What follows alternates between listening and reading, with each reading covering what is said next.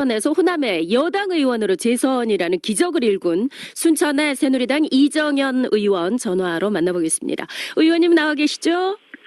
네, 안녕하십니까. 이정현입니다. 네, 반갑습니다. 요즘 활발한 언론 인터뷰 등으로 주목을 많이 받고 계시던데요. 여전히 바쁘신가요? 지역도 많이 다니고, 또 네. 전국 투어도 다니고, 또 중앙당에서 이제 당대표 준비도 하고 하느라고 많이 바쁩니다. 네, 네. 아무래도 5월이 가정의 달이고 행사도 많잖아요. 그래서 네. 정말 일정이 좀 많으실 것 같은데 지난달 말에 보니까 순천 시민하고 소통하는 광장 토크도 하셨더군요. 제가 보궐선거에 당선된 이후에 네. 많은 지역민들이 국회의원 만나기 어렵다. 어디 가면 만나게 되느냐. 당선되면 만나기 어렵죠. 그렇게 얘기들을 해요. 그래서 제가 이제 순천 사람들이 가장 많이 놀러 나오는 호수공원 풀밭에 네. 토요일 날 오후 2시면 예외 없이 가서 앉아 있다 보니까 이제 많은 사람들이 오고 아주 자연스러운 대화를 할 수가 있어서 지금 1년째 계속 해오고 있습니다. 아니 그럼 매주 앉아 계시는 거예요? 그 광장에?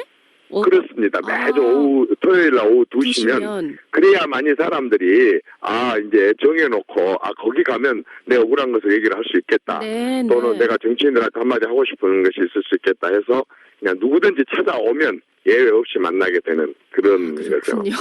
정말 네네. 그렇게 장소까지 시간까지 정해서 계시니까 네네. 순천 시민들 정말 하고 싶은 얘기가 있으면은 이 광장으로 가시면 될 것 같은데. 옆에 여수, 광양, 구례, 고흥, 보성에서도 와요.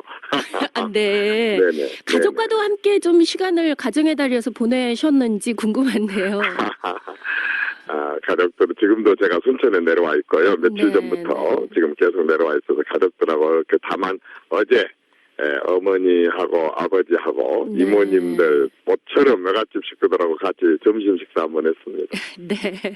네. 선거에서 의원님 자전거 선거 운동이 트레이드 마크가 됐어요. 네네네.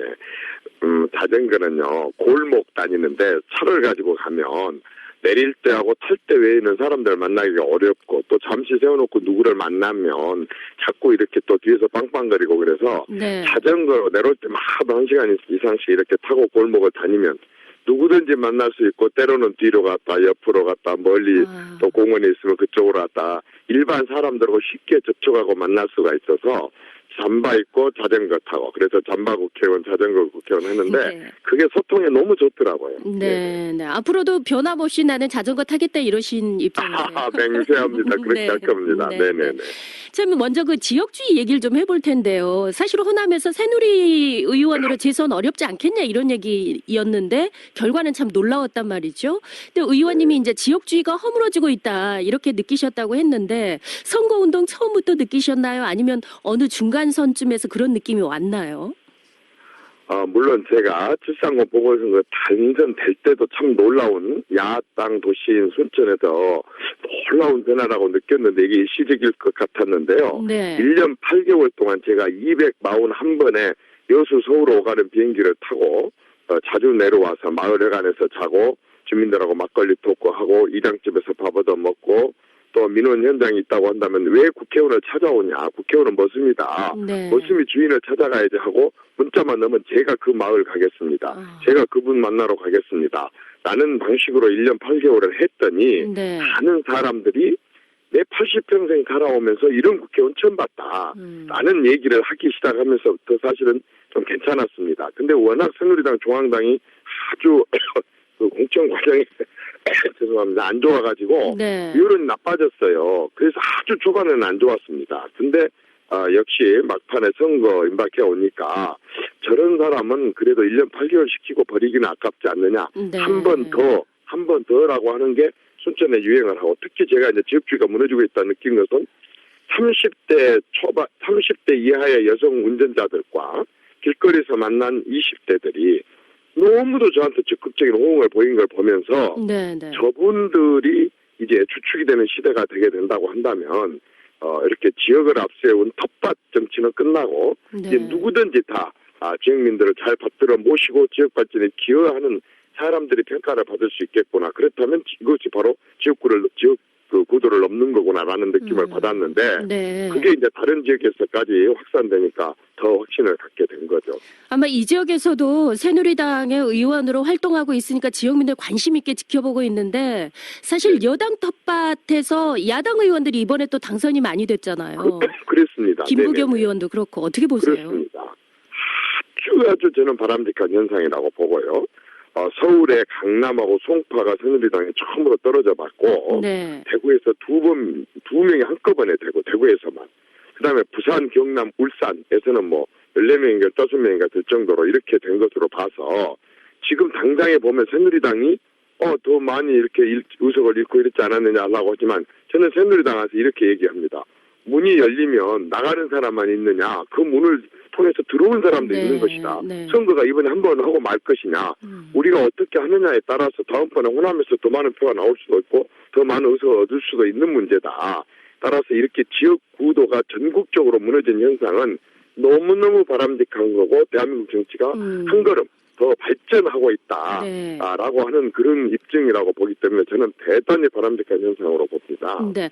이번 선거 참패와 관련해서 이 대통령 사과 반성 발언을 두고 참 여러 언론들이 이 얘기가 있었는데 이정현 의원께서 그 인터뷰해서 언론과의 인터뷰에서 무릎을 꼭 꿇어야겠냐 아니면 임기를라도 반납을 해야겠냐 뭐 이런 얘기를 좀 하셨어요. 그런데 이 청와대 언론사 편집국장 간담회에서도 박 대통령이 이번 총선에서는 국회 심판이지 내 책임은 아니다 이런 그 시각도 또 논란이 있어가지고요. 이건 어떻게 보시는지 궁금합니다. 근데 이제 마지막에 대통령이 언론 편집보도국장들하고 말씀드렸습니다. 이제 해석을 그런 식으로 하는 언론도 있었기는 있었습니다만은 네. 이미 우리가 제일 중요한 것은 결과적으로 봤을 때 정부와 여당, 대통령이 함께 같이 심판을 받은 결과고 네. 또 국민의 선택의 의미는 누가 뭐라고 해도 이미 국민들이 보여준 것이 있는데 그걸 이제 말하자면 해석을 이렇게 저렇게 왜곡해서 하는 것은 저는 바람직하지 않다고 보고요. 누가 됐든 간에.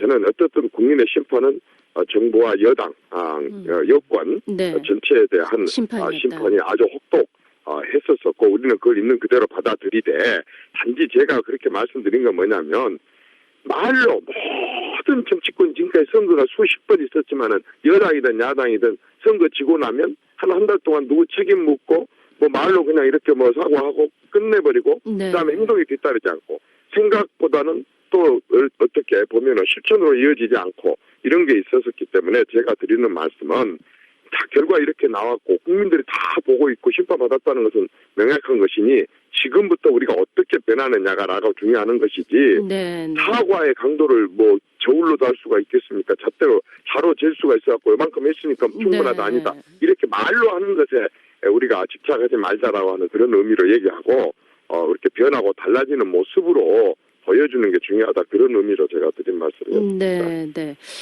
자, 일단 의원님 시간이 충분치 않아서 19대 때 예산 폭탄을 이 지역에 가져오겠다 그런 얘기를 해가지고 다른 지역에서 여당 의원이라 그럴 수도 있겠다 이렇게 관심이 있었단 말이죠. 그리고 호남은 늘 국비 예산에 대한 갈증이 있는데 정말 이제 그동안 보궐선거에서 하셨던 기간 동안에 그렇게 예산 폭탄을 가져왔냐 이런 반신반의가 사실이 있거든요.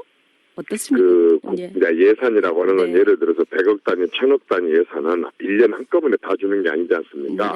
첫 해는 설계하고 그다음에 또 기초 다지고 그다음에 또 왕창 투자하고 그다음에 이제 점차 줄여가고 이렇게 시간이 필요하거든요. 그런데 순천에 솔직히 말해서 많은 예산이 온 건 사실입니다. 왜냐하면 아까 말씀하신 대로 왜 호남의 예산에 갈증을 느낍니까? 전원이 야당 의원이었기 때문에 그러지 않습니까? 특별한 이유가 다른 이유가 있겠습니까? 그래서 저는 말하자면은 여당 의원하고 야당 의원하고 차이점은 그겁니다. 야당 의원들은 시원하게 비판하고 비난하지만은 사실상 예산 부분에 대해서는 아무래도 불리할 수밖에 없고 여당은 하고 싶은 얘기들을 참고 정부와 대통령과 함께 가져와 보니까 당연히 말에 대해서는 시원하게 할지 못할지라도 아까처럼 예산을 이런 부분에 있어서는 유리한 여건과 환경이고 저는 그런 여건과 환경을 최대한 활용을 해서 내 나름대로 여수, 광양을 포함한 고흥까지 포함한 이런 일들을 많이 했고 사실 전남지사님하고 광주시장은 아십니다마는 여당 의원에 저 혼자 있다 보니까 우리 광주 전남 전체 큰 수건 사업했던 예산들이 막판에 마지막 날 저녁에 무더기로 이렇게 반영이 되고 하는 그러한 것들이 어떤 과정을 거쳐서 하는지를 시장 도지사님들은 잘 아십니다. 저는 네. 광주 전남 전체 발전을 위해서 항상 그렇게 노력하고 제 지역구 전체가 호남이다.